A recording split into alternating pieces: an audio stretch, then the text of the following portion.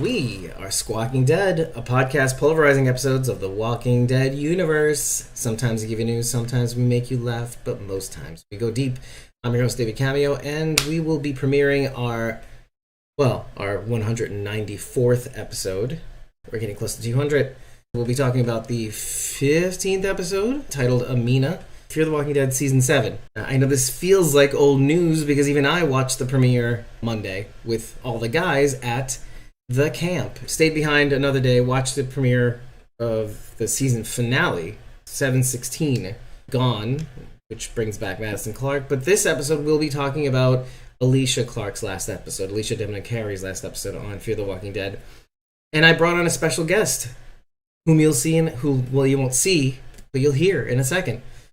But Sarabeth Pollock, let's not bury the lead. First off, some news. We just came back from the camp. It was pretty great. Glad to be home, but part of the reason why this episode was out so late, despite our best efforts, we recorded this episode Tuesday of last week. We had this in the can way in advance. I even had somewhat of a principal edit out the Thursday that I flew in to the camp. I had some time. I did the principal edit. It's all good, no problem. This week, tried to work on it every day this week, some sort of technical hurdle. I had to actually redo the edit from scratch. I hope you enjoy the final product. It is in 1080p. So far, so good. We're in business. Fingers crossed. Secondly, we have a ton of content waiting to be pushed out. Last week, we recorded our coverage of Better Call Saul's mid-season finale of its final season, 6. That's waiting to be edited. We have a visit to Samuel's Sweet Shop in Rhinebeck, New York, which I have mentioned in previous premieres and social media. I did that with Whisper's tier member Tyler Phillip Cox. I have a ton of interviews that we recorded during the camp. Tons of B-roll that we're going to be including in little videos. It's just so much content waiting to put out. Plus, we have to drop the audio podcast of our Better Call Saul coverage as soon as we premiere its mid-season finale. So quite a bit of work ahead of me. One more thing. We do have a sale in our merch store. Yes, that's right. If you go to squawkingdead.com, click the main menu in the top left, choose merch, you'll get, I think it's $13 classic t-shirts and up to 35% off our merch store. I could be wrong, but you'll find out when you get there. And these sales are always worthwhile. Support our podcast, wear some cool shit. Obviously, this is not one of our shirts. I've been wearing our shirts a lot lately in our premieres. You can see them if you go backwards. We got a chance to show some of those off at the camp. One of those shirts being during a picture that I took with Teo Rapp Olsen, who plays Sebastian on The Walking Dead. The baby Milton, Pamela Milton's son, the Pipsqueak. But he's a really great guy in person. He's from New York. I think he's from New York too, but he lives in New York. And Margot Bingham, who plays Max Mercer on The Walking Dead, and that was kind of a treat for me because you'll see from the photo. I cannot wait to show you this episode. It's fairly short, and it premieres our lovely Sarabeth Pollock, who again is we just think a lot alike, and honestly, it really helped with this episode.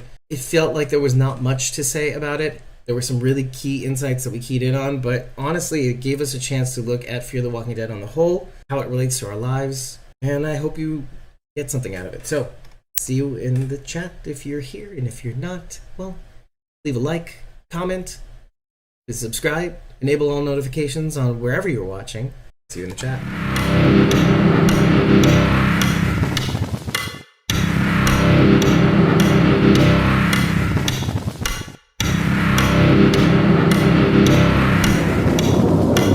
Somebody else now. We are Squawking Dead, a podcast pulverizing episodes of the Walking Dead universe. Sometimes we give you news, sometimes we make you laugh, but most times we go deep. And I'm your host, David Cameo, and I am here with Cosmob09 Rachel Burt, Sharon D, aka Blazy Gardner, Survivors tier member Bridget, ex-Prophecy Girl on Twitter, and Ate My First Rodeo on Instagram. And our special guest for today is Sarabeth Pollock. Hi, everybody. Hi. Thank you for joining us. Thank you for having me. I'm happy to be here. It's been a little while since we both talked. That would be episode 189, maybe, I think it is. Or 182? I don't know. They just kind of fly by at this rate. Where we talked about, well, we were supposed to talk about the Walking Dead Beyond Season 11A. And then we ended up talking about a whole bunch of things with regards to the universe at large. We just waded into these waters, and it was the grand plan of Ian and Andrew, and we kind of went into it. And of course, you can watch the episode yourself, everybody else. But that's kind of like why I thought bringing you on today was actually important, because you had mentioned to me prior to me even watching this that this kind of solidifies, well, what are we here to talk about today? Well, we're here to talk about at the 15th episode of Fear the Walking Dead 7th season, titled Amina. You had mentioned to me that this episode kind of ties together some of the things that we had talked about. And one of those things was that Ian and Andrew do generally have a master plan as it pertains to the rest of Fear the Walking Dead. And then when you told me about this episode, I said, okay, I haven't even seen this episode yet, but I have a feeling that I'm going to need you to break this one down because you're really hyped about it. And so I was just like, I don't know if everybody else is going to have your moxie, Sarabeth. First thing we need to do before we do anything else is to tell everybody to follow us at ko-fi.com/squawkingdead. We've been posting our studio links to the general public. Don't buy a coffee. You don't have to join a membership tier. When you follow, you know when we set up our recording sessions that hopefully work. And you know when we drop our unedited episode recordings for the times you can't jump on. So if you feel so inclined, obviously, you can tip us for 30 days of access to supporter back content, or you can join a membership tier to receive these benefits in perpetuity. First thing we do right off the bat, and we kind of did talk about this in the pre-show before Sarabeth jumped on, was feelings about this episode.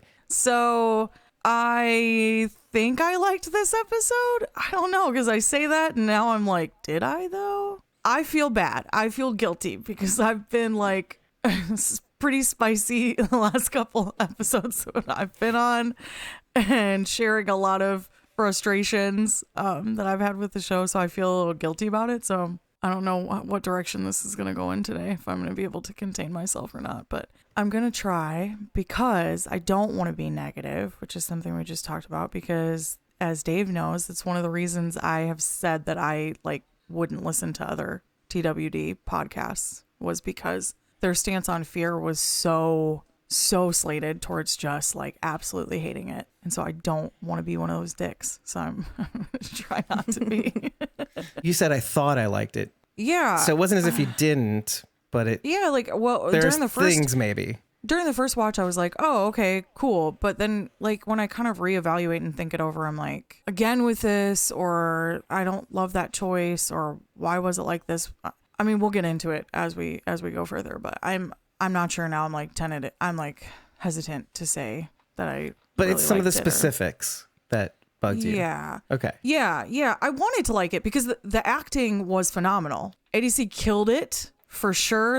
Some of those scenes near the end of the episode are just phenomenal. Coleman was amazing. So there's a lot of good, but there's some stuff that I've been continually frustrated with. And we did it again in this episode. I didn't hate it. In fact, I might go so far as to say I liked it. But, kind of like what we said in the pre-show, we have been expressing many frustrations as of recently. Some of them come out in a very organized way, and other times it sort of lashes out of our faces. But it's honest, it's how we feel, and we can't change that. So I did like it, but I don't know. I feel myself sort of comparing it to where we've been in this back half. If I take this same episode and compare it to the beginning of season 7. Yeah, exactly. Perfect example. If I compare it to a different episode, I might not as much. But as far as the back half episodes go, yeah, I did like it. We're finally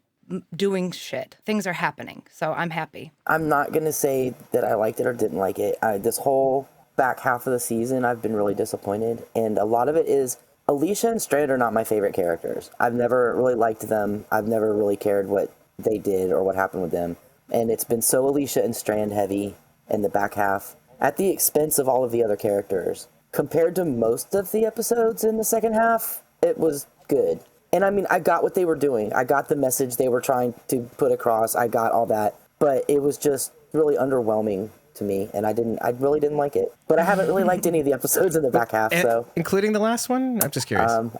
Yeah, I mean, the last one was okay. At least something happened, and it was fun. There were parts of this I did like. Like, I liked a few little things here and there. I liked that we got to see everybody, finally. I liked the little season 4 and 5 callbacks that were littered throughout, you know, like thought you might. cup of noodles and the swatty and stuff like that. Yeah. Like I said, Alicia and Strand just aren't my favorite characters, and to have almost the entire season centered around them just really turned me off on it. What I'm going to do is I'm just going to quickly say that the only impression that I'm going to give you on my end before I switch it over to Sarabeth is I really like this episode a lot. Mostly because Alicia and Strand were in it too.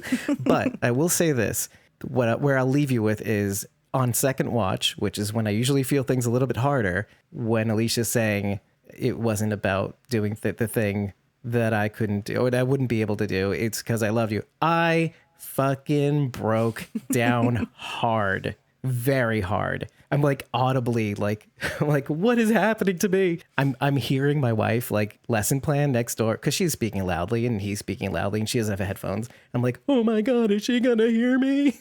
Like, so that's how much I was kind of like, because it was the thing, you know, like what is happening? I didn't expect this to happen. It just kind of took over. So that's how I felt about this episode. Essentially, the objective viewpoint would be that this episode was definitely very gratuitous in terms of, it's kind of like Alicia's Tyrese episode in a sense. But then again, we see Tyrese's episode and it is kind of like Tyrese's episode because he's going. Whether Alicia is gone is open to interpretation. Sarabeth, what I want to do is prime you before you give your impressions on this episode by saying, do you think that most people feel the way that they do about this or these back half episodes because they're a bit fatigued from the anthology style storytelling? I could see where the anthology style storytelling makes it difficult, but in defense of it, if I may, the way they had to film it is why it had to be the way it is. And it's Alicia heavy because she wasn't there for the first half of filming. So however they had to tweak the scripts to make it work comes out in the story. And that's because of the pandemic and because she was here and then she went home and then everybody thought she was dead because, you know, Alicia was gone or Alicia was in Australia when they were filming.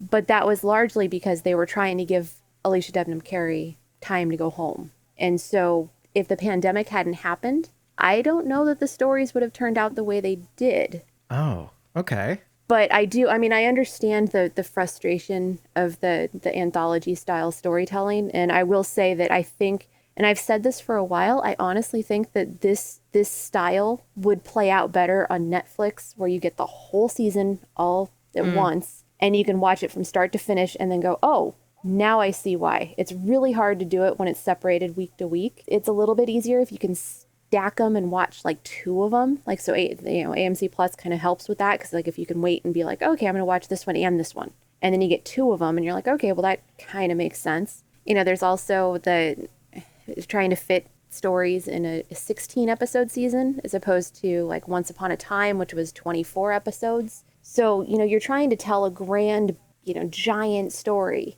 and you're trying to condense it. I mean, I've said for a long time that Walking Dead should have had 24 episodes. Like it's a bummer that we had to condense so much into the amount of time that they had. And I think like looking at World Beyond, I think a lot of people were like, well, why the hell did they have all those weird episodes in the middle of season 1 that really didn't do anything to move the story forward when they knew they only had 20 episodes to work with? Now, in terms of storytelling, they were great stories that needed to be told in order to understand who these people were. But as viewers and as impatient viewers who want to see what's going on, it's really hard to sit through those. So I'm sympathetic to people who are frustrated with this style, but at the same time, I understand the need to tell those stories also, which is also exacerbated by filming limitations and where people were and what they were doing and who was available last year. Was it last year? The beginning of 2021. I know, it all runs together. I think it was at the beginning of 2021. I was talking to Karen David, and we were just chatting. So it was in fact it was because we were talking about my mom and we were just having this grand conversation. And she's like, yeah, it's so hard to keep track because we're filming 3 episodes at the same time. You couldn't say that at the time because it would give away certain elements of what happened to Grace in certain episodes. But it makes it really interesting when you think about how they have to tell these stories based on availability and what other people have going on and who's around. It's really complicated. They had to film as much as they could for the availability that they had for that specific actor, essentially, right? Yeah, that's what it kind of boils down to, because you have to remember that, because everybody was their schedules were thrown up in the air, a lot of people had contractual obligations to other projects. I see. In the case of Alicia Debnam Carey. Which is the worst one. Yeah. I mean, I remember March 2020, I was talking to Coleman. We were doing a podcast.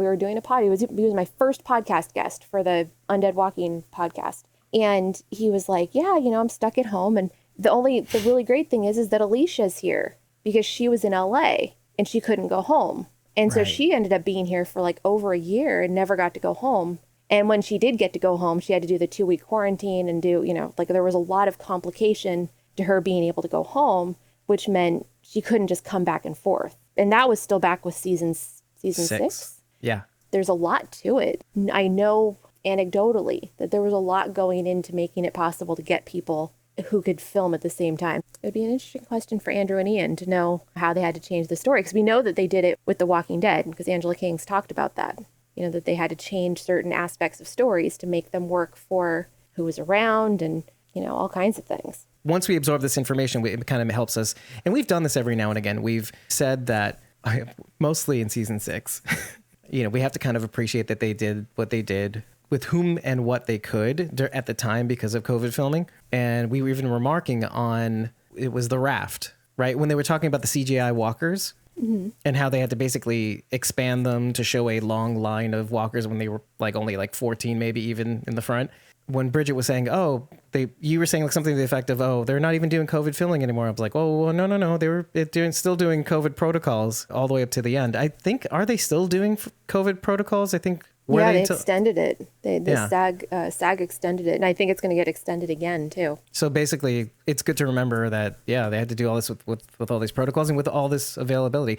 So that being said, and hopefully maybe we could look on this episode a little bit more appreciatively. But I mean, I think all of us, to a certain extent, did kind of like this episode, I think, despite our misgivings here and there. But on your end, Sarabeth, overall, how did you like this episode and why did you like this episode? I really enjoyed the episode. I didn't know that Alicia was leaving, and I like that it kind of leaves it up in the air. On the one hand, it felt like a goodbye. Like the whole episode, you could just get this sense of just foreboding and she could have died at any point. But what I really loved about it was that it does what fear does best. And in my opinion, this is one of the reasons that I like it so much, is that fear is very much about the emotions and the real gritty stuff. It's not so much about the big battles, about the whispers or, fighting the governor. It's not these big things. I mean, yeah, they blew up, they had nuclear missiles and stuff, but that's neither here nor there. But let's keep going.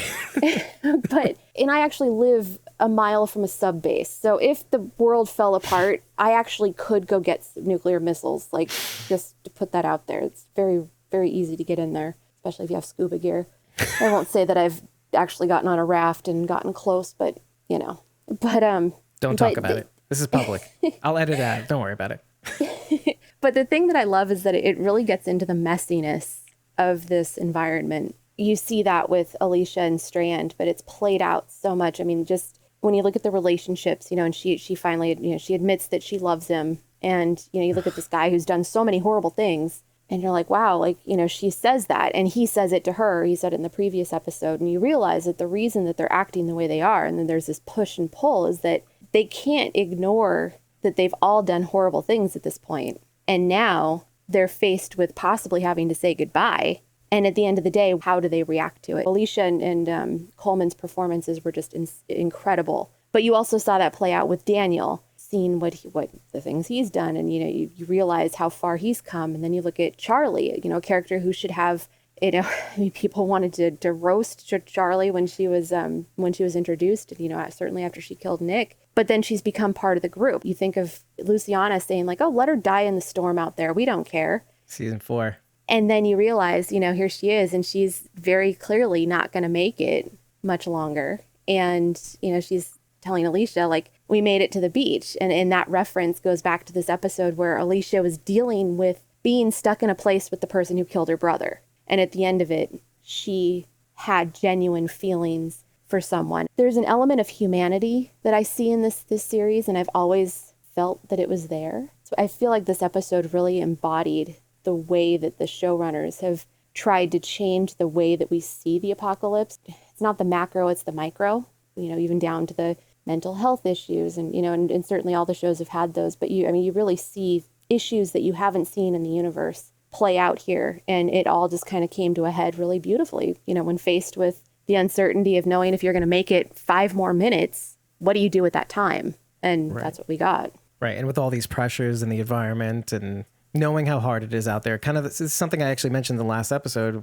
When you compare the opener for the last episode and the first episode, and you see the stark differences in Will's journey through the nuclear zombie apocalypse, and then Victor opening up just his old-timey shaving cream and just taking it easy, and he's like, oh, I have everything I need right here. And then later on in the episode, you see the choices that Wes makes. When you were talking about mental health issues and the micro of what people go through, that struck me because we all make choices, and his were as a result of A, the environment, but B, having to do what he did with his brother, kill him for whatever the reasons were, and it just ate him up. It wasn't the apocalypse that destroyed Wes. It was himself, everything that was going on in his head, and the choices he had to make and the wrong choices he had to make, just like Victor, essentially. And the thing with Wes is that Wes is probably more like all of us. Strand is a very unique person. I mean, Strand was doing exactly what he did in season 1. He has never shifted from being that person, except for, rare occasions when he was, and he even made that point of like, Morgan, I'm not going to do this anymore. This isn't working because I know how to do it the right way. He only strayed from his path a few times and it didn't work. So he's staying true to himself. But Wes doesn't have that on and off switch that Strand has, where you can be like, oh, I just pushed a guy off the building. I'm going to go shave. That's not many people can do that and not have horrible, horrible consequences from it. Let's take this to a different place, more specific place. Well, actually, I kind of want to turn it to Rachel again, because I feel like there were things about this episode that you liked, and I know that part of this has to do with Alicia being your girl. Am I wrong? Am I right? All right, am I wrong? Oh, I love Alicia. Alicia's definitely my girl. Of all the spoiler things that come up, there's an argument to be made that what would this show look like with Alicia off of it? And I haven't seen like the rage reactions or anything like that, or anything close to that just yet. But how does that make you feel? Or did you feel like she got a good send-off or something to that effect? Yeah, I did. I agree with Sarabeth. This episode did definitely feel like a goodbye, and I thought it was a really beautiful goodbye. You kind of compared it to Tyrese, but I was actually thinking more like Carl's episode. It was, beautiful, and she kind of got to tie up some loose ends. And then, like Sharon D said, we see these callbacks from all the seasons before, and so we're reminded of all the amazing things that Alicia has done, and she really has. Even though she slowed down this season with good reason, I think, to not have her on the show is going to be very, very sad. It's going to be a huge bummer. But I'm not going to rage out because I respect ADC too much. And I am sure that this has been hell on her as a person. We just did a whole video about how we would support all of the actors after they leave the show. Absolutely. Link in the blog.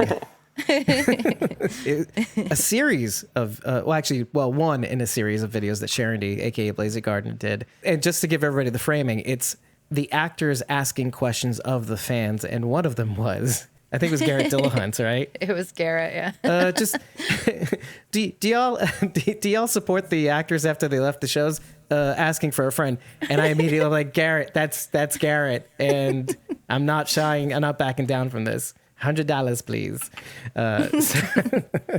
He'll give you a Nintendo Switch, but I don't know about the $100. And that's an inside joke from the is it the Jackbox Games charity live stream? Garrett Dillahunt donated a Nintendo Switch with like Mario Kart included, which Thomas now has. Yeah, which Thomas now owns. Yep. Now that's good to hear. I just wonder if the rest of the fandom is going to feel the same way. This brings me back to something that Ben and I spoke about on Just Keep Walking. Well, no, not on Just Keep Walking. He came to our podcast and we talked about the possibility of Alicia even leaving the show. And everybody always kind of assumes that she would die. And even I did assume that that's how she would leave the show, is a horrible, gruesome death that we would never forget. And we would all hate the show forever. Well, I'd probably still watch. And I think that's the thing. People, and I've been looking on Reddit limitedly, but the thing about that is... Why would you do that to yourself? I'm stupid. I don't know why I do stupid things. Don't Reddit. Listen, this is the human condition we're talking about. The fear, like, thread in Reddit is ridiculous, always. Yeah. Somebody had made the argument that, like, now that Alicia's off the show, the viewership is going to go down. And actually, there was a fear of that happening. And then I said, no, bro. You don't understand how people work. Just like me going on the Fear the Walking Dead subreddit every now and again. When something like that happens, you're going to get a spike because people want to see what happens next. Like, how does this landscape look like without one of the first actor that appears on the screen for all Fear the Walking Dead leaving? And I think that's what people want to see. They want to see the aftermath. It is kind of like, man, Rachel, it is kind of like Carl leaving the show. People want to see what happens as a result of that character passing and moving on. Of course, kind of like Glenn, most people fled, but they saw that next episode, okay? At least that next episode. Also why they brought Madison back to keep the viewers that they would lose over Alicia.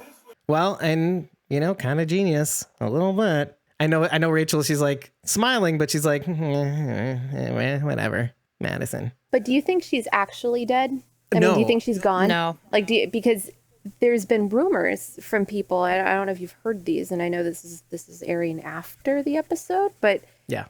people who were at Talking Dead yesterday, there were some interesting things being said, and God bless the showrunners, because I think they've now learned that you just don't say anything. Because I'm actually in camp. Madison was always going to come back, so I'm not surprised. Right. But I've always said, I mean, like, what are they really going to do? Say like, oh yeah, guess what? So just sit tight. We're going to bring her back in 4 seasons. It's going to be great. It's gonna be great, that's guys. That's not how TV works. But Alicia loves the show. So my guess is they're hedging, but it sounds like there's some clarification to what the other showrunners said, that little after the episode clip or whatever. I don't have AMC Plus, but something was said on AMC Plus. Episode Insider that Andrew Chambliss said, right? Excuse me, Okay. it's Yeah. episode. It's Episoder Insider. Okay. So he said one thing. You're right. And then something is said on Talking Dead, and then it seems to be contradictory, but it's very open-ended. I mean, it's almost like the ultimate trolling job by the writers, because it's like no one's gone until they're gone. And you And they notice just they did never it said that again. once in the episode, too. Like, Yeah. Well, Chambliss said it was ADC's last episode, but he did not say that Alicia Clark died. So there's that. So P.S. no one's gone till they're gone. Right, guys? The thing that really screws with my head. Okay. Well, maybe we'll attack it from the end of the episode first, because she wakes up ish, whatever. Maybe she never wakes up. And the first thing that she does. Well, so wait. A couple scenes ago, Grace is like, oh, the levels are elevating. Oh, they must have reached the fence and the bodies are burning. Kind of like in season 5, Camp Cackleberry, just bringing you back and then bringing you back forward again. To where Grace is like, oh, let's get the fuck out of here. And then Alicia wakes up. Everything is right as rain. She checks the levels. And I'm assuming, because I don't hear burp, burp, burp, burp, burp, or whatever the Geiger counters say. And it looks like things are normal. So you're thinking, oh, is she dead? But then... No, because her arm is still messed up. You don't know. You don't Just know. saying. Just saying. If you were dead, you would hope that you had a normal arm. But no, she still has her freaky skeleton arm. But when she did wake up, did you guys have this interesting feeling? And maybe this is just me, but like I felt like she time traveled for a hot sec. She woke up and it was like, oh, are we going to see Rick now or something? Are we going to catch up to The Walking Dead? Dude, I told you, all this girl needed was a long ass nap to feel better. And that's what she finally got. She took a nap on the beach and she woke up feeling great. I've been saying it all damn season. Let this girl sleep. Well, she said that she had to go back to, she was going back to the tower to save all of the people that came there to hear the message. But wouldn't that kill her because all of the shit is now released into the air? So I think she's already dead, and she's going to help all those people that she killed by making them come to the tower. She's leading them to heaven and purgatory. You know what? And that links me to the bird, because the bird is a psychopomp. That was the host bird from Westworld that they were trying to teach how to fly. I think it did a little bit better than that. But a psychopomp is basically a spirit that guides you to the afterlife, essentially, or to life. It could be either or, actually. And you're kind of convincing me that maybe this bird is helping her guide her to the afterlife. And if she is also a psychopomp, yeah, you might be right, Sharon. You might be right. Because how do you explain the readings? No. Forget that lost ass shit. I don't want that. You mean that spooky beta shit? But how is she going to help anybody if all the walkers burned and released all the nuclear shit into the air? She's going to be dead anyway. There's No way she one's can gone until survive they're that. gone, So, Sharon. she's already No, we dead. said no one's dead until they're dead.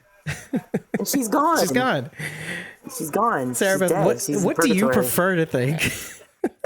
Alicia's always been a problematic character for me, so she's not my favorite. I don't think that she's gone, even though everything kind of looks that way. Again, kind of going back to like how I think the showrunners had this in their pocket for a while. There's so many things about that set up so many interesting things for season 8 that it doesn't really matter if she's alive or dead because she's just not there. She's not with the group. So it doesn't matter if she's alive or dead. It's going to change the fact that she is not with her people. Right. It's going to motivate Victor, essentially, too. Well, I mean, especially knowing that we're going to see Madison in some capacity. And someone's going to have to tell Madison, well, yeah, we left your daughter on the beach. And we also have the girl who killed your son that Bam, you were both your kids are protecting. dead. You know what I mean? Like, so it actually doesn't matter. Yeah. Yeah, because you have all this shit to deal with. And you have Victor in tow. So just because Alicia said, I love you and goodbye, doesn't mean everybody else feels the same way. There's a lot of crap on the table. Yeah, exactly. It's kind of like if your, rich uncle whispers in your ear as he dies, like, oh, you get everything, but he didn't write it down.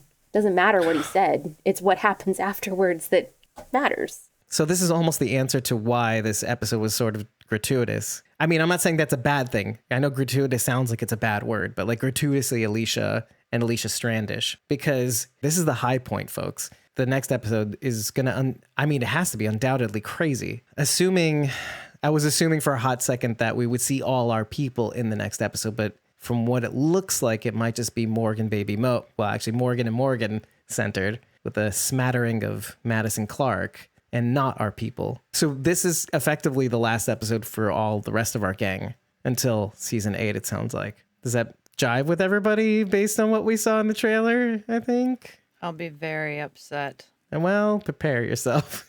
I mean, it's kind of been par for the course so far, so why not? Why not? I have not been looking forward to Madison coming back at all. There is absolutely nothing that is going to make me excited to see her on screen. Actually, and you know what? I had this in the back pocket, but Sarabeth, on the note of Madison, I had never really probed you on whether you actually like Madison Clark or not, or if it's a mixed bag or not, because everybody has an opinion on her, and it's not uniform. I've never liked Madison from the very moment I met her in season 1. It's why she's one of the largest reasons why I didn't like the first 3 seasons very much at all. I didn't really get into her character until not even season 3. Season 4, I liked Ballpark Madison. She was my favorite. But I understand her purpose.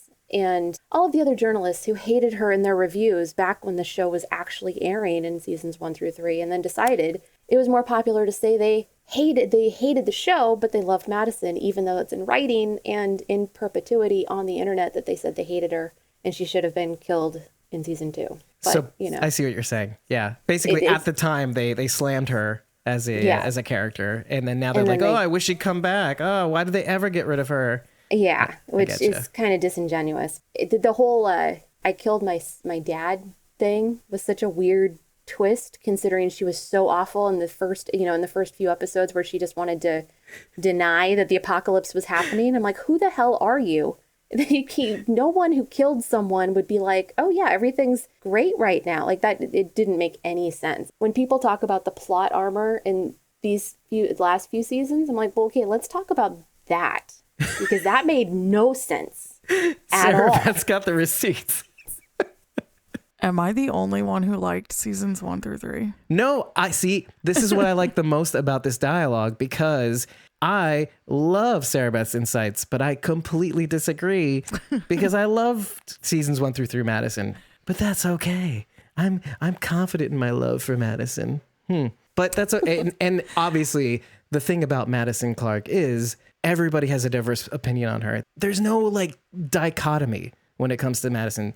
It's a strata. You liked her in seasons 1 through 3, but you hated her change in 4, or you liked all of it, or you hated all of it, or you kind of liked her a little bit, but I understand her, or I don't understand her at all, and I hate her. It's this mixed bag, and it's such a fascinating personality experiment. Like, how do I judge a person based on their love or hate of Madison? It's like an Enneagram. Yeah, it's like, I'm an INFJ. IFHM. I fucking hate Madison. MC. Okay, no, I didn't. I actually liked her, and I liked her because she was flawed, but that was everybody in the first season. They're all very flawed. They're all flawed in all seasons. Well, yeah, but I mean, like, that was your introduction to like those main characters, was those first couple episodes, and they were so over the top flawed. It was like it showcased every little insecurity that each of them had, and so I liked her because of that. And actually, it's funny because I liked her even more in season 4 because I could feel that because of those first 3 seasons, it kind of changed her attitude. I mean, and she kind of explains it in, well, which will take us back to this episode in the found footage Amina tape, why she changed in terms of her character, which also goes to Sarabeth's comments on the long game, because you're like, what is going on with Cream Puff Madison? Why are you giving everybody all these chances? Why aren't you just taking the hammer down and smacking it on their head like Troy? Well, get rid of Victor. Get him out of here. But she doesn't. And it's explained in Althea's tape titled Amina, which we do get to see again here. But Sarabeth said something very interesting that we didn't get from the episode or insider to me in a DM. And that is, you had said that the video that's playing in this episode is not the original Amina tape. Am I wrong in saying that?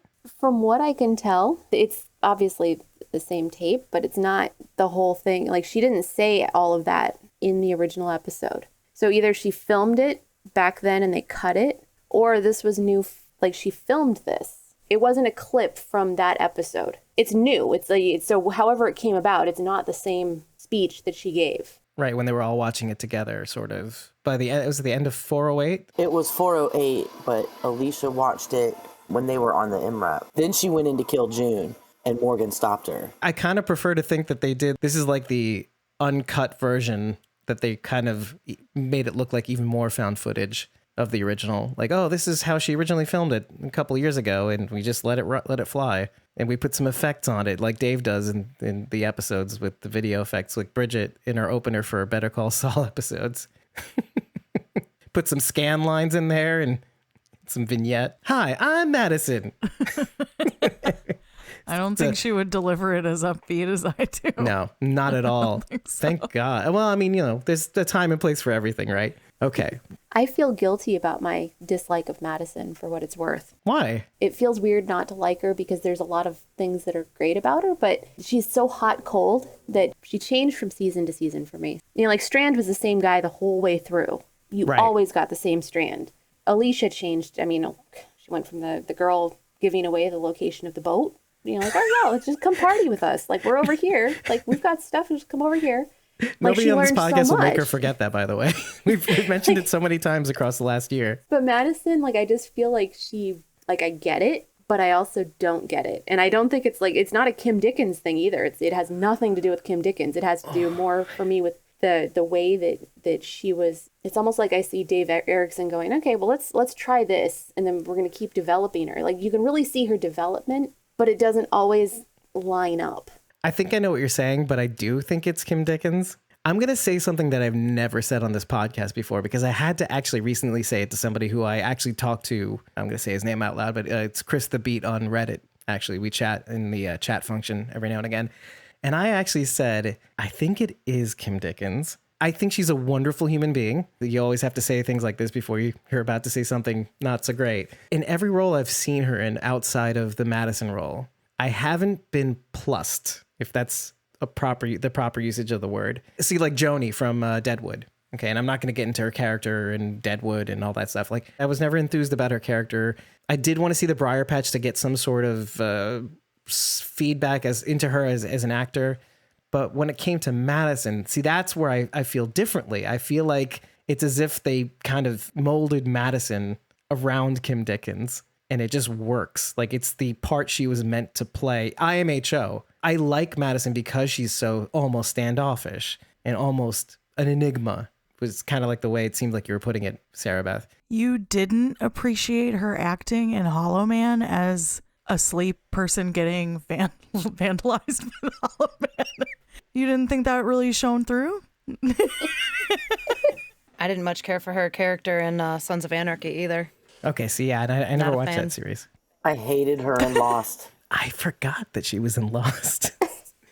But see, that's the thing. When it comes to Madison, this is how you know I'm kind of not full of shit. I can criticize her other performances, but when it comes to Madison, I really do feel like she just nails whatever it is. She just kind of nails it. How her acting style lends to the character. It adds to the character, whereas in other performances, it might take away. I feel like, what is she going to do next? What is she going to say next? What part of her backstory is going to jump out and attack me later?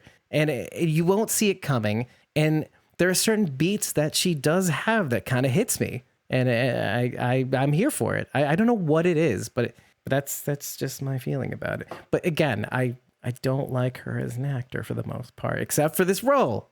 So I'm admitting something to you all on the internet, which is forever. I love you to death, Kim Dickens. And I just love you as Madison. And I hate that now that sounds really typecast. It's like everybody else on the internet. Bring back Madison. That's all she's good in. Just bring her back. That's not me. It would be nice. And I love you as Madison, but I didn't need you to come back. I like that you're back. Maybe they won't, but I do. So there you go. I'm done embarrassing myself, everybody. The MRAP. I was a little bit mixed up when we actually did get to see the MRAP again, but one of the things I did notice was that the last time we got to see the MRAP was the last time, I think, I may be mistaken, but was the last time we said goodbye to her character, which is Althea in Reclamation, if I'm not mistaken. But I thought that was kind of interesting that the MRAP is also a psychopomp. It also shuttles Alicia off to wherever she's going to be somewhere else and not on the show, just like Althea. Did you get feelings when you saw the MRAP again, though? It was kind of like, whoa, I thought you were done. The MRAP is a character on its own, just kind of like the Esteem was on Better Call Saul, right? Like, I mourned when they destroyed the Esteem. I was sad. That was like losing a friend. And I feel the same way about the MRAP. RV version 2.0 on The Walking Dead, season 8, episode 1, I think it was, if I'm not mistaken, where the gang charge in and the RV has this armor plating in the front and just busts through coincidentally, season 8, episode 1, the first episode we covered on The Walking Dead, in the podcast, on the podcast period. So RIP RV was one of our notes. I'm still trying to convince myself it was actually there and not just part of Alicia's dream. Good. Yeah. Because I was thinking the same thing. Down to the people even shuttling Alicia off. I'm thinking to myself, who does that? First of all, who would even bother? Let this bitch die, because I'm not going back and forth for her again, right? Because they already brought her to the beach. Then she went off, and they're gonna go back and bring her to? Doesn't make sense to me. They did it 3 times. Yeah. My exact words were, "What is up with this Groundhog Day shit?" When we were watching it, because I was like, "What is this? Why are we replaying this over and over again? The same scene in a slightly different way, but they're all like over her as they're like gurneying her along." See, I don't regard this as a complaint. Well, in my brain, was it real or was it not? See, that's what I like about it. Are these people the same people, or are they real? Or are they just avatars that represent people who love Alicia? What Rachel just said, like that reminds me 100% of why the show works, like the anthology and the way it's written and why it should be released at once. It's those artistic moments, like the repetition, the not knowing what's actually happening, still not knowing what's happening at the end of the episode. Very artistic, very stylish, intentional things that you don't normally see in this universe that are part and parcel. I mean, you watch an episode of Once Upon a Time and like that's what they did all day, every day. I don't know. I would liken it to like, I've never done any kind of drug in my life. But if I were to do like cocaine, this is how I would imagine my life would be. As someone who has done a lot, no, I'm just no. Just no, this episode is not like that at all. Well, I can't even handle a lot of caffeine. It literally is the embodiment of a fever dream. The episode is a fever dream. It's a literal fever dream. Yeah. And Does it fit in the greater scheme of things? Not, it's so hard because, again, you only have so much time to tell stories. And so that's where I get frustrated. It's like, okay, let's kind of keep going a little bit. Let's go a little faster. It's a really cool feature, and I'm all for artistic license in a certain way, right? What happened and what's going on, the Tyrese episode is one of my all-time favorite episodes of The Walking Dead. Now, that was done flawlessly. It wasn't in a block of episodes that had that repeat. We had fever dreams in Follow Me. It's just like too much in such a short period of time. It's like, had it been 7-1 and then again on this back half, fine. But it was like, it was too close together. It was too much of the same thing for me. That was my beef with it. So you're saying they should have saved the fever dreams for the end, basically? No, I think like it's fine if you're going to take that artistic license and you're going to do this thing that could be really beautiful and very stylistic, but then don't do it one right after the other, or don't do it so close. It takes the impact away. Now it's no longer artistic and stylized and beautiful. Now it's this thing that we already did. Why are you doing this again? Oh, I see what you're saying. Like it's usually like a one-off. Why is it being done again? Okay, so here's the thing. The problem with the anthology style of storytelling that this season has brought, or in last season too, that it had brought us, is that it lacks or it doesn't push the arc along. And so there have to be some themes that carry over, and this is probably one of those themes, along with Victor Strand doing strandish things. There have to be some themes that carry over. Does it have to be this thing? No, it probably doesn't have to be one of these things, but like I appreciate it because at least that has a sense of consistency that goes through every episode that Alicia seems to be in, and it gets worse. I get really, really frustrated when I don't know what's real. Again, I get the style, like life is complicated enough. I don't need my shows to twist up my head enough. Like, I come to watch television as an escape. I don't need to get headaches trying to figure out what's going on. Don't get me wrong. I like what was happening because I think it is important to the story and what Alicia's going through and to put us in that same state of mind. I just wish at some point there was a way to clarify what's real and what's not. Yeah, this isn't Westworld. See, this is where we part ways, because I really, really like when they mess with our heads. I really like it because I like it when some things could be open to interpretation. But that's just me. The ending is very open to interpretation. I think the whole thing is almost open to interpretation because you're really not sure what's real. Okay, now we're getting into dangerous territory where I'm going to not be irritated, but like straight up pissed. If this whole thing were actually a dream and I wasted all of those watches and rewatches on something that didn't actually happen, yeah, you will see me go through the roof. Well, it did happen, but they want to show you an expression of emotion, like a journey of emotion rather than actuality. It actually happened, but what they're choosing to show you is the emotional journey rather than the physical journey. And this is just one interpretation is what I'm saying. I'm not saying that's what actually happened, folks, because then it's suffering, right? You're watching this person suffer like torture porn throughout an entire episode. But why? This is something I said in the last episode. This is why I love this episode so. Okay, Rachel, I just summed up why I love this episode so much. It's because I'm right about something. Mute. I said in the last episode, because I'm editing it now, that it's not just about Victor loving Alicia. Remember we said, had Victor's plan worked out in some bizarre way and Alicia was stuck with him forever and ever in the tower, of course she would comply, or not comply as much as she would have her little moments and like, but at the end of the day, she loves him. She loves him. We figured that out. But what this episode does is take that what we already knew and takes it further. I'm going to throw something out there and then you let me know what you guys think. I think the reason why Alicia was sick in the first place, and we find out that she's sick in the first place from Padre. When does she get really sick? She gets really sick when she finds out that Strand did something, whatever it was. And we have our different interpretations of like, oh, Morgan got double kick stomped and this happened and that happened. And oh, because of Strand, whatever it is. She heard that Strand did something Strandish. And that's when she really started getting sick. And then she started having fever dreams. But I contend that it's kind of like Daniel. She had these fever dreams. She had this condition from hearing about Strand and thinking to herself, I'm going to have to kill that motherfucker. And I don't want to. And she's having this this sickness inside of her. Like her body's immune system is trying to ward off the sickness that is having to kill somebody that you love. How do you square that circle? And it has a physical manifestation. So the fever really isn't a fever. This is her trying to square the circle of how do you kill somebody that you love? How do you fight that better part of yourself that it doesn't matter what you do. I love you anyway. I will always love you. But I think I might have to kill you. But how do you live with that? Alicia clearly can't. Whatever it is, Alicia clearly can't. And so it kills her inside. And she's trying to kill that part of her that fights for somebody no matter what. That doesn't give up on somebody who's like completely lost. And she's trying to kill that part of her. And that's why she's so sick. I don't know. I'd have to go back and rewatch some of the earlier episodes. I can't remember Alicia being completely healthy this season. I can't think back to a time where she didn't have a fever. No, Yeah. But it kind of matches what we said about Daniel. And Sarah, this is what we kind of said about Daniel, was that Daniel had issues with his memory before even Handle with Care in season 6.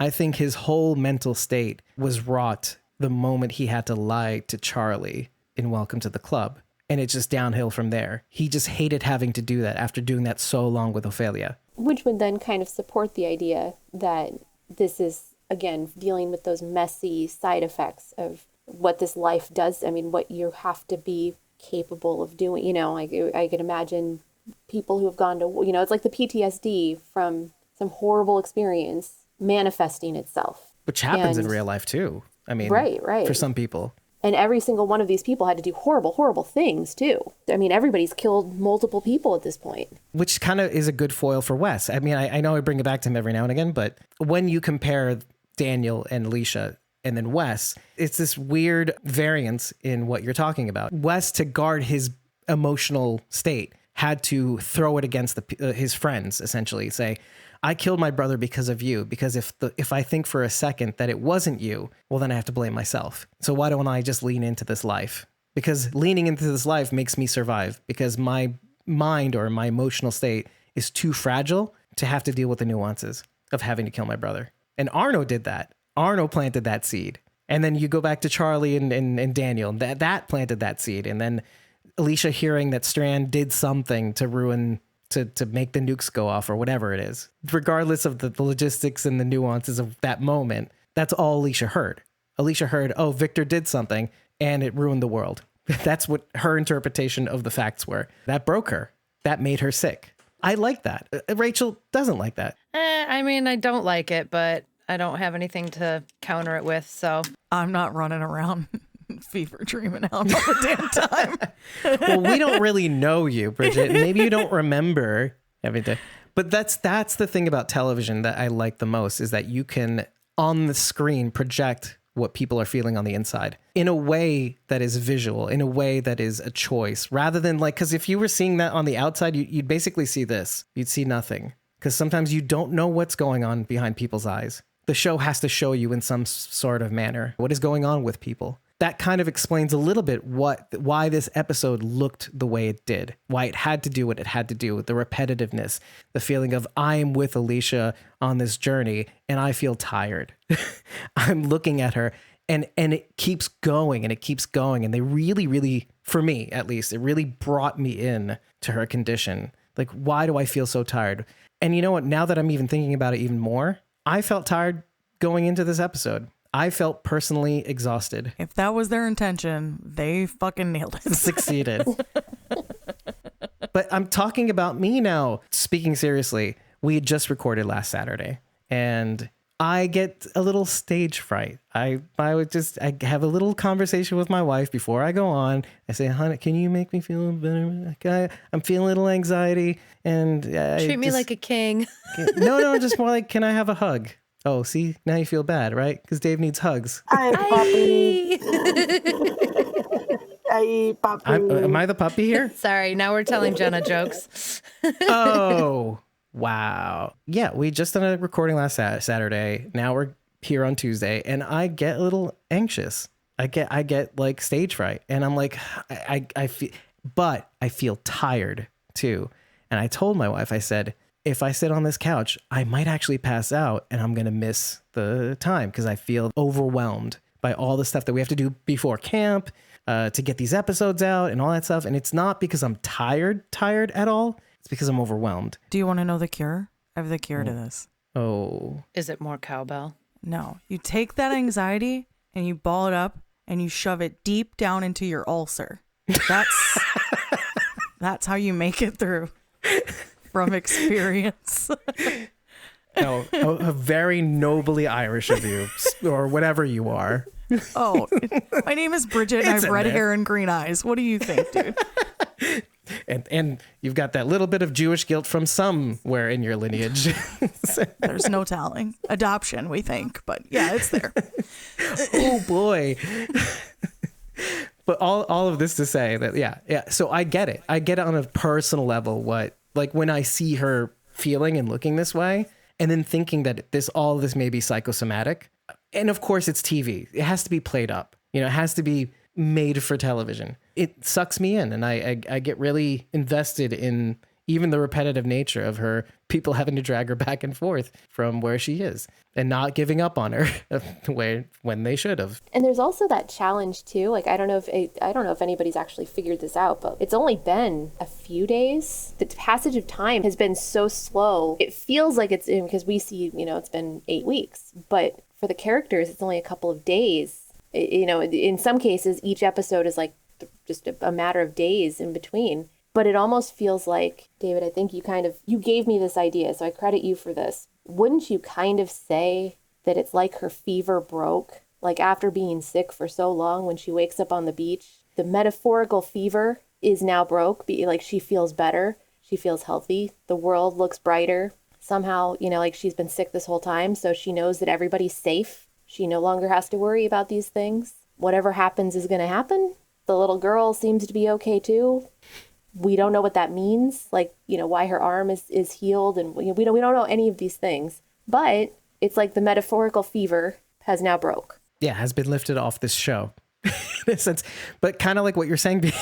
Don't shake your head at me. But it's kind of like what you were saying, though. I kind of want to take it further, because in season 6 and season 7, maybe partially due to the anthology style storytelling, but we've been like jumping through time, weeks upon weeks in some cases. And this is something we've actually said in almost every single episode we've broken down, is that time keeps jumping. Oh, Strand went crazy. This is how crazy Strand went this week. Oh, what are you doing now? You're holding baby Mo and twisting her around in your arms. It's like, what? That's not how you treat a baby.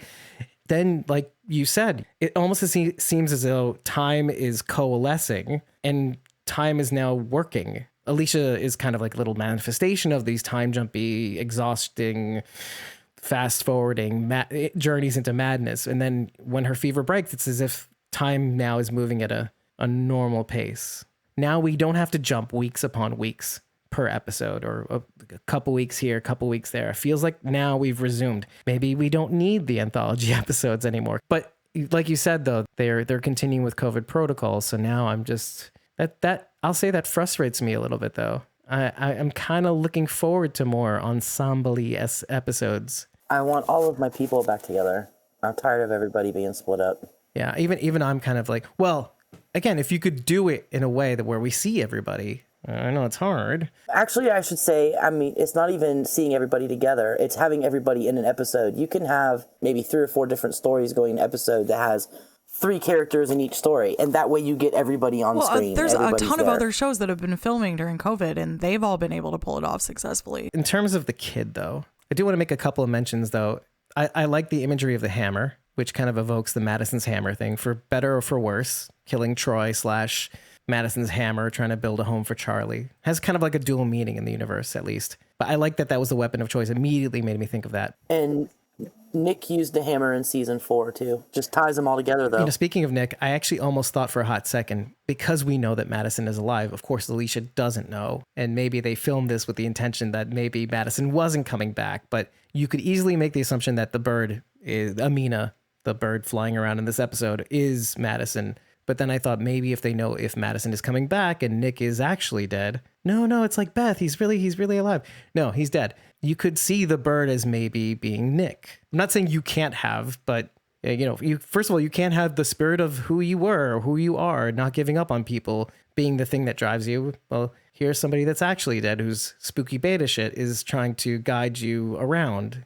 The bird is Nick, and but then it became abundantly clear that the bird really is Madison in a sense, and maybe they did intend it to be Madison until she came back, I think. I just thought it was Amina. The bird was the Amina. actual bird. Yeah. Well, I mean, okay, let me start by saying I don't think the bird was actually there. I think Alicia was seeing the damn thing. So I think she was seeing. I think you're right. Actually. Yeah. I have a hunch, but maybe you're right. Yeah. I took it literal that she was seeing Amina. And even though she wasn't understanding why, it's because she never gave up on Amina and the bird ended up living. And that was what she had to do with Strand. And the bird basically guided her to Strand. Like, you saved me, now go save him. So I never even considered that it was Nick or Madison. It was always Amina for me. Maybe we can get to the meat of what this was all about to begin with, because this is something we could argue on. But what do you think of Alicia's ultimate decision to save Strand? It's kind of like an ethical dilemma. Why would you save somebody, objectively speaking, that has done so much horrible stuff? Why? Because no one's gone until they're gone. This entire half season was Alicia trying to figure out that she wanted to be like her mom. She wants to do what Madison wanted to do. So that's basically, it took her this whole season to figure that out. Well, do you guys feel the same way, actually? We talked about this because we watched it together on Sunday. I've rewatched it since then, but is this a hive mind? Is this yeah. Okay. Yeah. In my initial thoughts of it, I was like, no, I just lost my train of thought because you said hive mind. I lost it. I broke her out of the hive mind, folks. The Borgen got nothing on me. Damn it. Yes. I win. Resistance isn't futile. I was so sad that it had taken like a whole season for her to just figure out who she was again. This tough as nails chick who never gives up on anybody or anything. That's who she was. And so it's so sad to me that it took this long for her to get back there and then she's gone.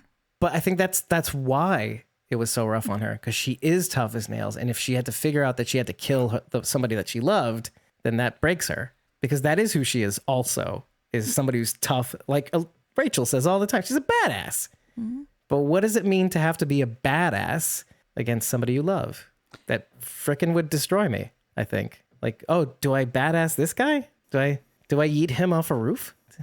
Even in season 4, Strand asked, why did Madison save him after all the stuff he did? So, I mean, Alicia's just doing, like I said, Alicia's just doing what her mother started. It's yet another legacy thing. I want my mother's legacy to live on. Because she says in the episode, I don't want it to not mean anything, what she was working towards. She wanted her mom's legacy to carry on because she wasn't around anymore. I'm not mad with her saving Strand. I get people could see it and be like, why the fuck this guy? But, well, one, I really love Coleman. He's a phenomenal actor. His character is amazing. Yeah, he's amazing. But on top of that, I think of how much time they've all been together. Alicia, Nick when he was still alive, Madison, Strand, Daniel. They were together for so long, and in an apocalypse, this is like unheard of that you would be together this long. They are family now. And relationships accelerate, and that's something we talk about a lot. So to me, it makes sense. The fact that they even fought in the first place was so ridiculous to me. And I remember being like, why is it like, one, it's over a tower, but it's not really over a tower because it's like you two bickering for some reason, but nobody really knows. It's like when you go to a family reunion and there's like two people that won't talk to each other, but you can't get out of anybody like why. You're like, but why don't they talk to each other? Because even they don't remember. Well, They just It's just don't. been so long. Yeah. One time, What? my uncle elbowed me the wrong way at my cousin's bar mitzvah, As and opposed I to the Right right never way. way to forgot elbow about someone. The people's Just it's something elbow. so stupid. That's the right that- way. Yeah. Right. All right.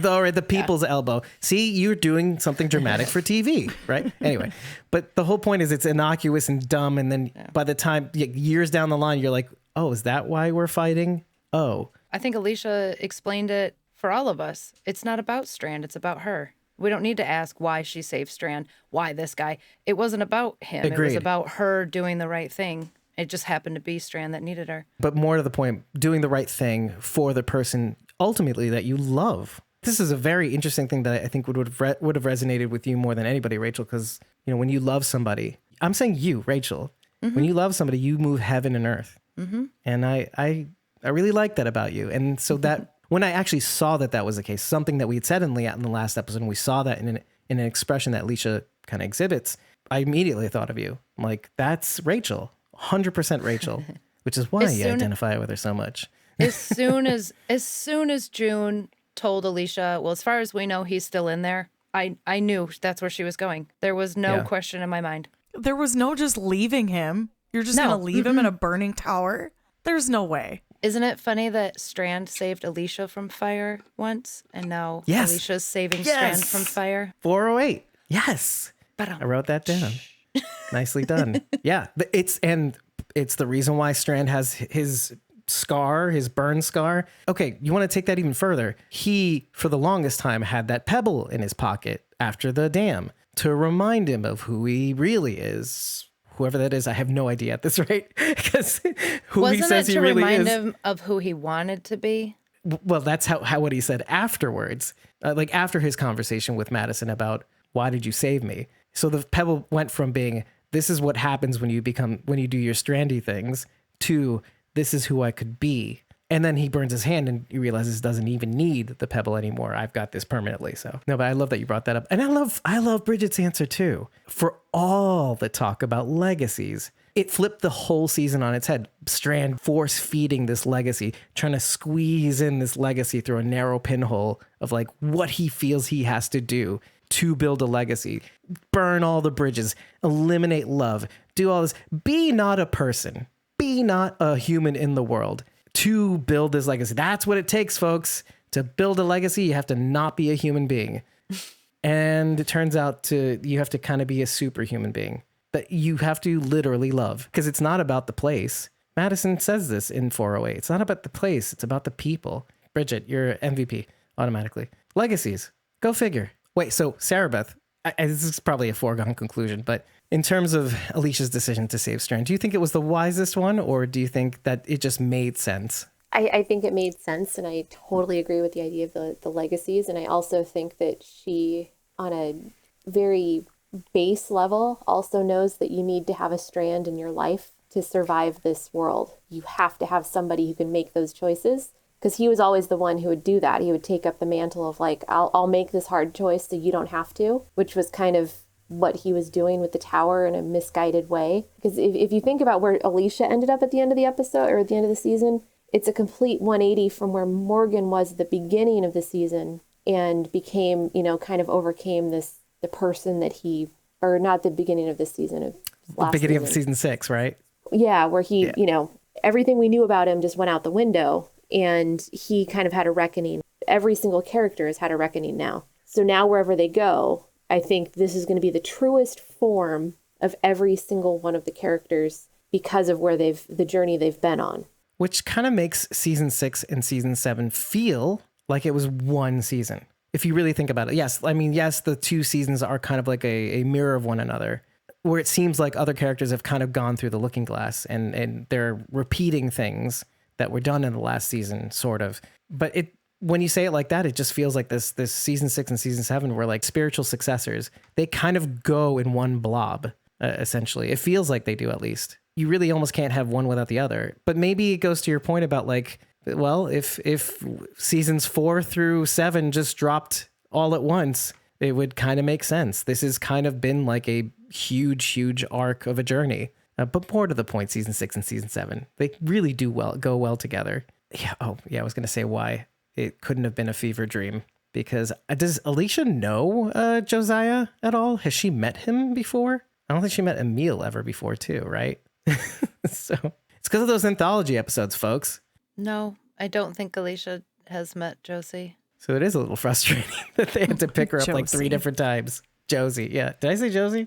No, I did. No, you don't know that's- how that's- happy I was to hear Yeah. Sarah say my Josie nickname. She said it, and I was like, yes. Sarah had the best line of the episode. No, I'm not going to be the only asshole to say no. I mean, she should have been though, right? If you think Come on, about Josie. if you think Let's about how go this stir went. up some crispy beef. Okay, there was one thing. I know it's not just one thing. I know. I'm sorry, everybody. You Okay, fucking liar. such a liar.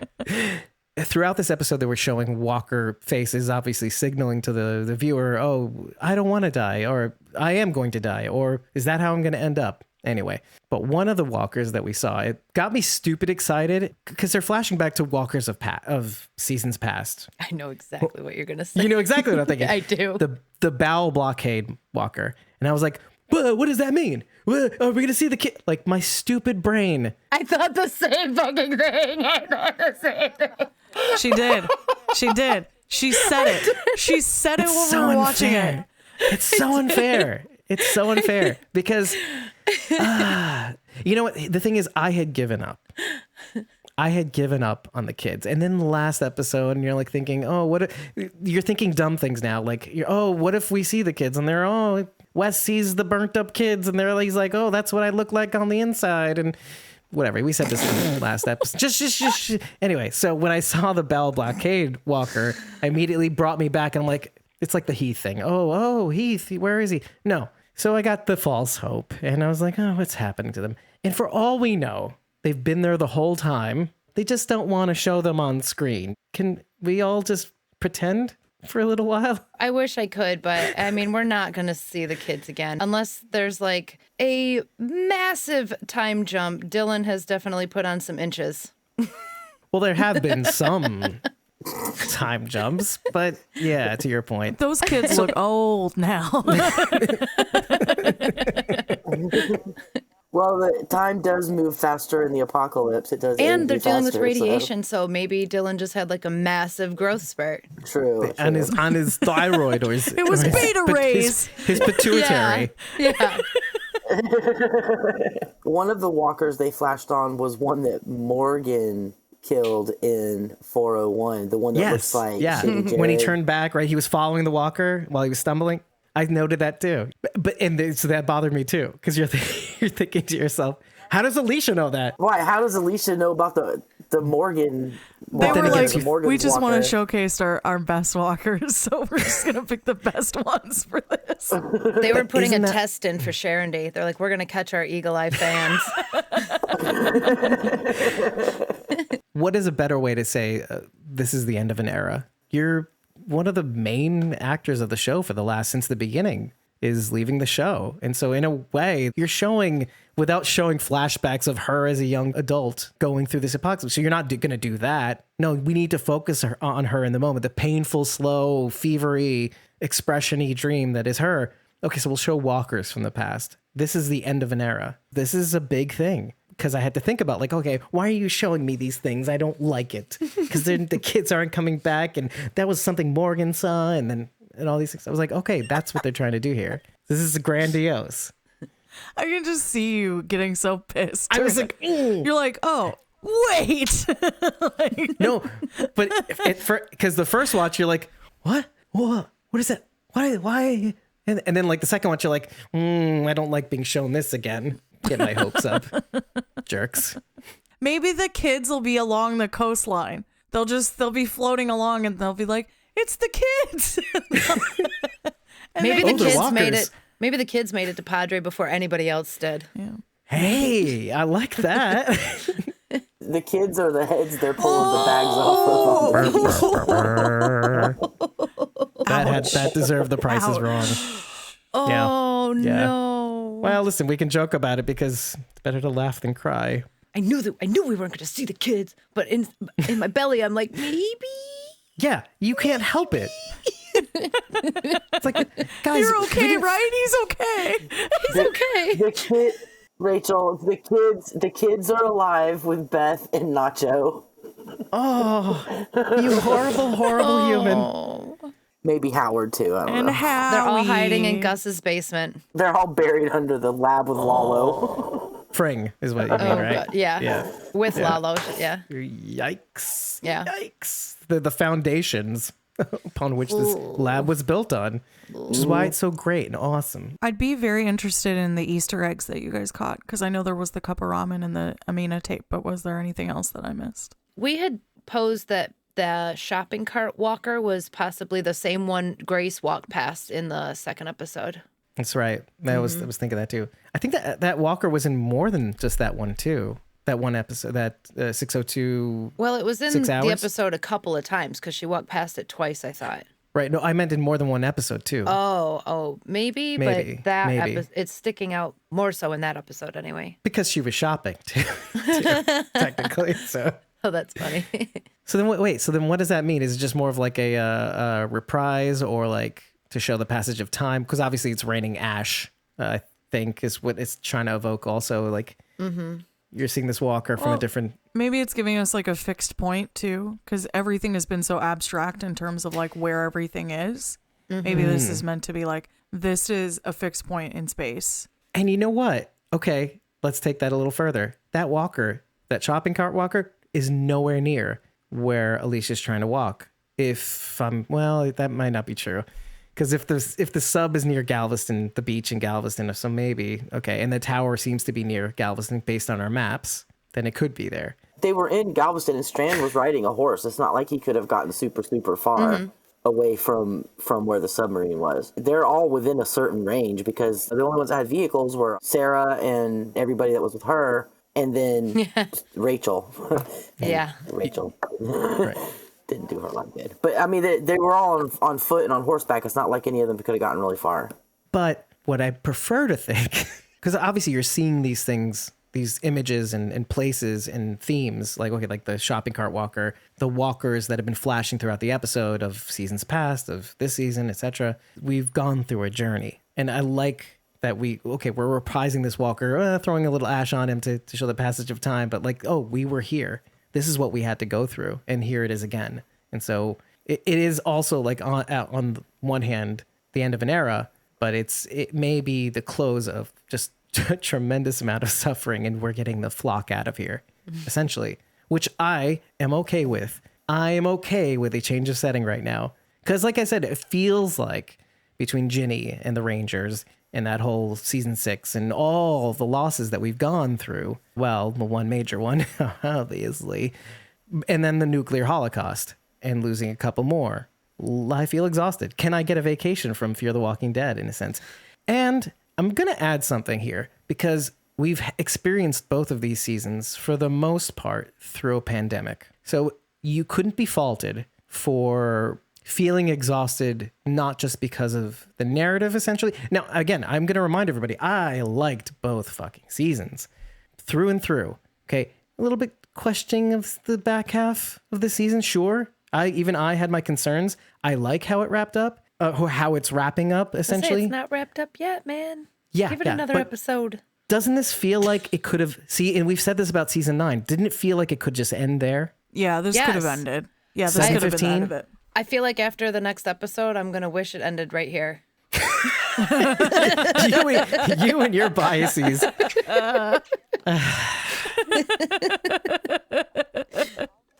As long as there's not a fucking another nuclear bomb, I'm fine. I swear. But that's what I'm saying. Dropping bombs. By the end of the episode, we may wish there was another one. No, don't worry. Rachel will be in the next episode breakdown. So there's our nuclear bomb. I love you. You'll see me melt down. You'll Hulk out, but instead of green, it's pink. But to your points, I'm exhausted. Pandemic exhausted me. We did so many things. We've gone through such a journey. These people had to go through so much to bring this narrative to us. And it's gargantuan. It has so much weight. And despite even my criticisms of the back half, and of them there are few, it still felt heavy. It still felt like a lot. And maybe it feels heavier because we've been through a lot. We've been irrevocably altered, kind of like a nuclear bomb. Maybe I'm speaking out of school by speaking for you, but do you feel that? Do you think that plays into how you perceive these seasons? That in some ways we've been irrevocably altered? 100% yes. And it plays into your watch, right? Absolutely. Even going back to the start of the pandemic, and we had just seen season 4 and everybody tore apart the whole like take what you need and leave what you don't, or leave the rest or whatever. Seeing that play out with toilet paper. And this was back when the pandemic was optimistic, and everybody was like, well, yeah, we're going to help each other and we're going to do good things and we're going to leave things for the UPS driver. And people was said of the show in that moment, they're like, oh, this is stupid. I'd never give away my stuff. And then we actually did just that. And then things started to get worse. For me personally, like I think I've said this to you before. My mom was dying in the middle of the pandemic. And I was in the hospital the day we talked to her oncologist, who said, she's got stage 4 cancer and she's not going to make it. I talked to Austin Emilio in an interview. I had no idea what to do, but I had to do this interview. And I was like, I guess I'm going to do it. And I remember telling him like, no, this is good for me. Like, I need to focus on something else. But that was at the beginning.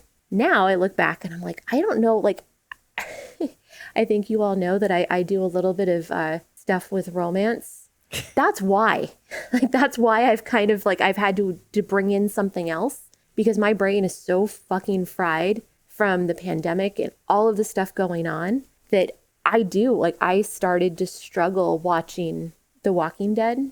It's not just fear, it's everything. It's the whole universe. I'm like, oh, okay, so that person's going to die. Like, I'm going to go read this book now. Like, I gotta a palate cleanse. Like, it's been a lot. So I totally understand and I sympathize, because Rachel, I think you were the one who said it earlier. You want escapism. And for so many of us, before all of this happened, this was the perfect way to escape, because it seemed so absurd and so outside the realm of possibility that it was like, yeah, of course we want to watch this. And we were all, the funny thing is I remember watching this show in the hospital with my mom because we were all fans of it. And then a few months later, we're both like, okay, well, it's on. Should we watch it? Like, I had to watch it, but we were all like, I don't know if we can actually do this. Like, we were just so mentally exhausted. It really does kind of show where we are. If you thought season 7 was long, I have to point to the past 2 years and say, I don't know. Season 7 seemed to fly by compared to what this has been like. I think this is really interesting for you to share, like, those personal moments, which thank you for that. Because when Dave and I attended that panel hosted by Felicia Ray at Fandemic, we heard very much the opposite of people who had been through really traumatic life events. They seem to find relief in the show. And maybe it's because the trauma is so much greater than that for them, that this level of this is the zombie apocalypse and this probably is never going to happen. The people in that panel were like, oh yeah, I think about what would I do if it did happen, because I'm almost like, I wish it would. So it's so weird to see that other side, that trauma can change that so much, and it ends up being like, I want this to happen because I want this to be my reality because it's better than the reality I'm currently living. Because I'm not saying what you went through isn't trauma, because it is in its own way, but it's just it's obviously two very different ways to look at it. Oh, I think that 100%. And if you'll indulge me for a minute, I'll tell you a funny story that kind of sums this up. And so my mom got sick in June 2019, so very, very far ahead of the pandemic. She was in the hospital. She had shortness of breath and a fever, mind you, at the end of February in 2020. I had just gotten back from Texas. I had just gone on a set visit to Lawton, got to walk the streets of Lawton and do a Fear the Walking Dead set visit. And I remember going on the plane. I sterilized my seat. Nobody was doing these things. I was doing them because my mom was sick. I had to take, extra precautions. So she was in the hospital at the end of February, and they couldn't figure out what was wrong with her. And I said, do you think she has that disease everybody's talking about that's, over in Asia? And the doctor said, oh, no, that's not going to be anything. It's not going to do anything. It's not going to go anywhere. And they were in the hallway mocking me because I had a bottle of hand sanitizer in my purse. And I was putting it on after I had done something and I put it on. And they were like, you see that? People like that, they freak out over nothing. This isn't going to be anything. And I said, Mom, I think we need to start stocking up on stuff. And that was Right. that was my Walking Dead mentality, because I saw it coming. Before it even happened, before the lockdown started, we were stocking up on shit. And that's because I was a fan of the show. Like, I credit the show with making me see, like, hey, the people in charge, they're not taking this seriously, but it's going to be us. We're going to be on our own. And, you know, with my mom going through what she was going through, I was like, I can't take the chances of, you know, not having stuff that she needs. To your point, Bridget, I thought that was like, it was so fascinating, because in that time, it was absolutely what I needed. And I was ready. And I even told the cast, I was like, you guys, I have so much toilet paper right now. You would not believe how much toilet paper I have, because I saw this coming. Like, I thought I literally could have been some person holed up in a bunker on the show. Like, I was Like that person. the king of TP. Exactly. That was the one I great still have thing to stuff. come out of the pandemic, is the resurgence of Walking Dead memes. It's like the one, Yeah. the one shining light. Just to kind of bookend your experience, Sarabeth, is that I'd followed your journey throughout, and kind of to dovetail back onto the show, or this episode particularly, you never gave up. You never. Oh my God, I'm getting fucking emotional. You never really gave up, and I literally have no words to say how amazed I am at your resilience and your resolve to try to get the best care for your mom. And I see that in you, and I see that in your work too, in your ethic. So it just makes me proud to know you. Thank you for always sharing the journey that you went on. I know it was rough, but it wasn't for nothing. It was a good document of what you were trying to do, and it did highlight some of the gaps in the healthcare system. And those guys, I mean, look, they have a job and they did what they did, and maybe they didn't appreciate how good they had it at the time, but I'm sure they had it rough after that too. If karma was anything, I don't like saying that, but you know, they understood, I'm sure, after the pandemic struck, how rough things could get. You know, I will say that means so much to me for you saying that. The whole goal for me was never to get pity, or, you know, that way. I just wanted to share the journey, because I knew I wasn't the only one going through it. Yeah. And it turns out, and I think that this group will appreciate this, because that's how the Walking Dead family is. Shortly after my mom died, one of my followers reached out, and she's in Australia, and said that her dad had just been diagnosed with the same kind of lung cancer my mom had. And she needed advice, because she was getting some pushback from the doctors. Her dad was actually on the same medications that my mom had a reaction to. The one that she was on a ventilator for a brief period because she had this bad reaction. And I said, well, you should try, this is what we did for my mom. So she approached the doctors and said that, and it worked. The doctors never would have even considered this. And I said, this is what we did. So again, the power of this fandom, like that's why I love this fandom. I love the show. I love the actors, but I love the people, because, you know, it was just one of those things that just by putting my journey out there, somebody else was able to help give her father a couple more months. And, you know, he passed away ultimately, but he would have passed away a lot sooner. So we're all on this crazy journey together. But at the end of the day, it's just a TV show, and it's the other stuff that matters more. To even bring it back to the show, but like also kind of who we are at large. And I'm glad I kind of brought up the fatigue of the pandemic and stuff like that, so we can get into this. But when I saw Alicia decide to do what she did, it really struck a chord with me. Something that you said, Rachel, love is an act. It's not a two-way street. It's about you. It's about how you really believe about something or someone. And it's about being true to yourself. And when you try to deny that, it doesn't feel good. You feel like you're less of yourself. Like you're not being honest with yourself. And for that duration, you feel a little broken when you feel like you are stopping yourself from loving someone, or stopping yourself from being true to your feelings about someone. And so, I mean, when I think about this family and what we've been through as a podcast in the last 2 years alone, how we've kind of needed each other between the live watches and all the stupid, dumb content we tried to push out in the beginning was maddening. Morning squaffy, try anything to try to get people right. You remember that, but we were trying to keep everybody together way in the beginning too, and throughout, like going through those fall seasons where we had to cover 2 episodes back to back. But there's something about having done that and keeping people entertained. Now I'm thinking about our beloved cast members, how much they must love both what they are doing, how hard it must be, but then how much they must love us for keeping us entertained. I thought that from the jump, first of all, releasing those first 9 episodes, was it, in season 6? 7.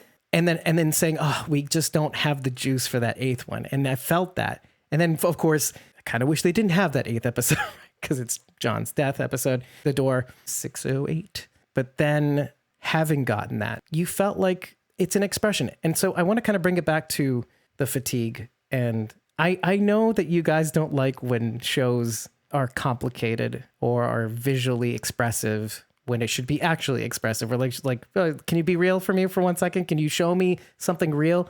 But I keep thinking about our time through season 6 and through season 7 and how maybe they didn't intend it originally. Maybe they steered it in a direction to where it could meet us where we were at. Because there were times when we were watching season 6 and season 7 where I was just like, first of all, I kept noting in my notes, like, okay, oh, somebody's putting a mask on. Somebody's taking a mask off. They were playing with COVID themes. And I'm like, oh, no, I know it's not that, but let's make fun of that for a little while. But then being distant from one another, like Lawton in all its franchise, all Ginny's franchises, how we had to be separated from one another, how it didn't feel good to be locked in, how a nuclear bomb went off and it feels like we are still kind of sheltering in place, and how exhausted we are from all of that. And so in a sense, this episode kind of says, we know what you've been through.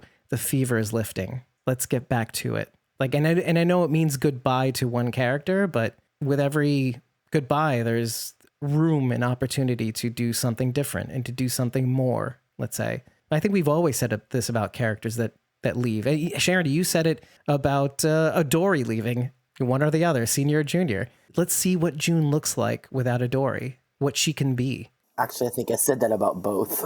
No, but the first one was a remedy, a salve. This was our conversation. It was a salve to know I'll take a June Dory who can be more self-actualized and more take charge. And then afterwards, it was more of a frustration with senior. But she is on her own now. Now you are getting even though you didn't feel good, you're getting what you wanted. And I want to see what that looks like. And so with that, everybody, if you like what you heard, head over to ratethispodcast.com/squawkingdead. 5 stars and an eggplant is all we need to know that you love us. Tell us what you like. Tell us what you didn't like. But tell us after every episode. And if you really like what we're doing here, if you really plucked at your heartstrings every now and again, and you felt something, and you really want to feel more of it. Okay, that sounded really weird. Head over to ko-fi.com/squawkingdead and just follow us. You don't have to buy us a coffee. You don't have to join a membership tier. When you follow us, you know when we record. You know when the unedited episodes drop. You know when some little tidbits, little hints of things that might be coming down the pike, like I did with this episode, show up in your notifications, aka your email or your Google Chrome browser notifications. If you do decide to tip us, you'll get 30 days of supporter back content, which includes the unedited episode recordings, wallpapers, ringtones, all that stuff. But if you join a membership tier for as little as $1 a month, you'll get Discord access, a little behind the scenes chit chat, as well as a whole host of other things. And a couple of other tiers, you can get so much more, including the Survivors tier, which allows you to join us in our episode breakdowns. And so with that, everybody, thank you. First of all, Sarabeth Pollock, for joining us on this lovely episode and sharing your thoughts. Thank you for having me. And I was joined by Cosmo Mom Zero and I, Rachel Burt, Sharon D.A.K. Blazy Gardner, and Survivor tier member Bridget, ex-Prophecy Girl on Twitter, and Ate My First Rodeo on Instagram. Thanks so much for joining us on this lovely ride. We really went through something, and we'll see you for the season finale. Hey, check out our Better Call Saul content while you're at it. And we're going to cover the finale soon, so see y'all later. Have a great night. We love you. We really do. Bye.